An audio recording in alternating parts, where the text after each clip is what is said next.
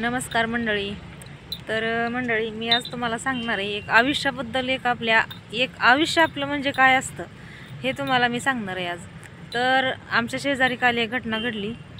घटना म्हणजे तुम्हाला एक आवेशातून एक आलेला अनुभव मी सांगते बरं का. आणि मी डोळ्यानं माझ्या समोर घडलेला. माझ्या लग्नाला आज 17 वर्ष झाली, 16-17 वर्ष झाली.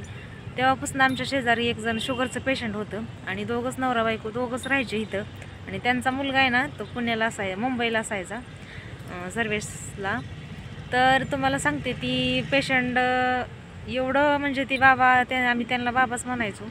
त्यांना आता 2 नातवंड झालेत. पहिली, दुसरी, तिसरी, चौथीत मुलीची मुलं आहे ती, आणि मुलाची मुलं दुसरीत, पहिलीत असे आहेत 2 नातवंड. तर त्यांना किडनी स्टोनचा त्रास होता. तुम्हाला सांगते, शुगर तर इतकी शुगर होती त्यांना, एकदमच शुगर अशी 50वर यायची डायरेक्ट, आणि एकदमच 400-500वर जायची. एवढा शुगरचा त्रास की भयानक.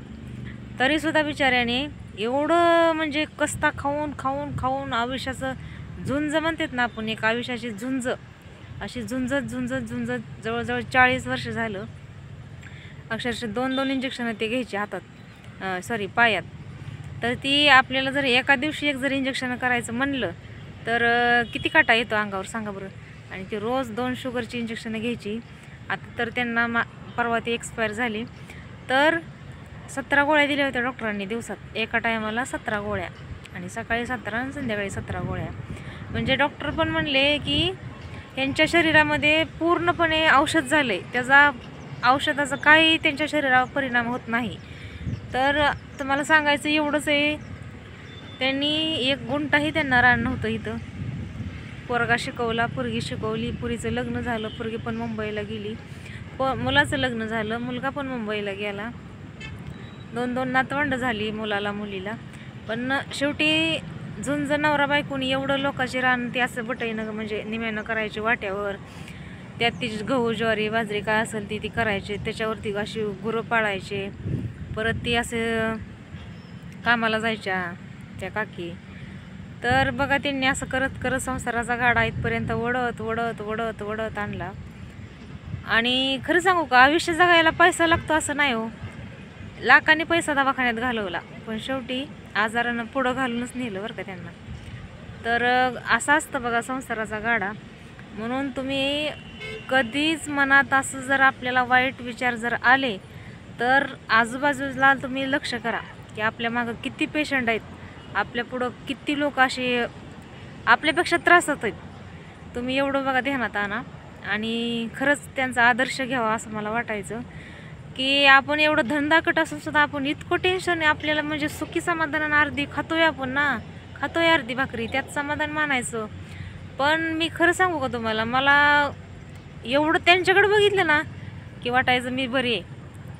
कष्ट असू द्या, रानात काय असू द्या, पण बरे सुखी तर आहे ना. शरीरच जर साथ देत नसेल तर तुम्ही सोन्याचं ताट जरी पुढं मांडलं तरी काय त्याचा उपयोग आहे सांगा बरं मला, आहे का काय उपयोग? म्हणून तुम्हाला सांगते, आहे तोपर्यंत प्रत्येक गोष्टीचा आनंद घ्या, प्रत्येक गोष्टीचा आनंद घ्या आणि जगा. परवा त्यांची डेट झाली, म्हणजे एक्सपायर झाले ते. आणि आता काय सांगू, एका बायकोचा नवरा गेल्यानंतर त्या बाईची व्यथा काय असते. एक क्षण ती काकी आठवत होत्या आणि सांगत होत्या की मी बाबांना असं केलं, बारक्या पोरावणी जपलं त्यांना मूतखड्याचा त्रास होता, किडनीवर सूज होती, लिव्हरवर सूज होती, किडन्या फेल होत्या, लिव्हरवर सूज होती, शुगरचं तर विचारच करू नका तुम्ही. इतकी भयानक शुगर मी कोणालाच बघितली नसेल, कोणालाच. शेवटी परवा, आज बघा 2रा दिवस आहे, त्यांना घेऊन गेले. त्यांना देवाज्ञा झाली. माझ्या काय मनातनं जात नाही, खरं जात नाही. आणि चांगल्या माणूस जे असतं ना त्याला देव नेहमी पुढं घालून नेतो, म्हणजे नेतो.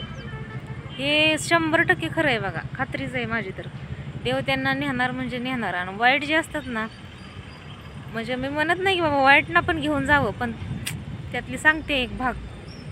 तर असं झालं बघा. म्हणून प्रत्येक गोष्टीचा सर्वांनी आनंद घ्या.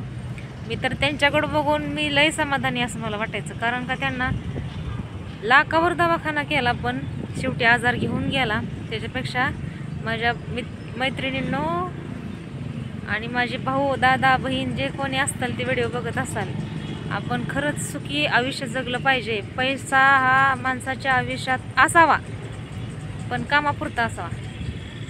म्हणून पैशाशिवाय पण जीवन जगता येत नाही, बरोबर आहे. पैसा पण जीवन जगायला लागतो, पण सगळं काही पैसा नाही. आपलं जीवन सगळं काही पैसा नाही. आपलं थोडासा माणुसकी, आपला आनंद, आपण काय करतोय, आपण प्रत्येक कामात आपण आनंद शोधला पाहिजे. आहे तोपर्यंत जगून घ्या. एकदा का शरीरानं साथ सोडली, विषय टॉप.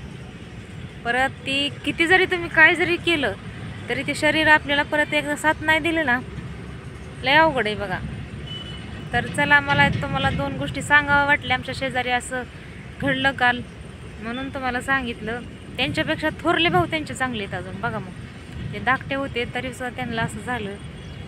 खूप वाईट झालं, खूप वाईट वाटतंय. म्हणून स्वतःची तब्येतीची काळजी घेत जा. आपलं शरीर चांगलं आहे. आपलं शरीर हीच इस्टेट आहे आपली. आपण जर आपल्या शरीराला जपलं, व्यसन कुणी करू नका. आपल्याला देवानी करोडो रुपयाचं शरीर दिलंय, त्याला जपा. चला, धन्यवाद. व्हिडिओ आवडला तर नक्की लाईक करा.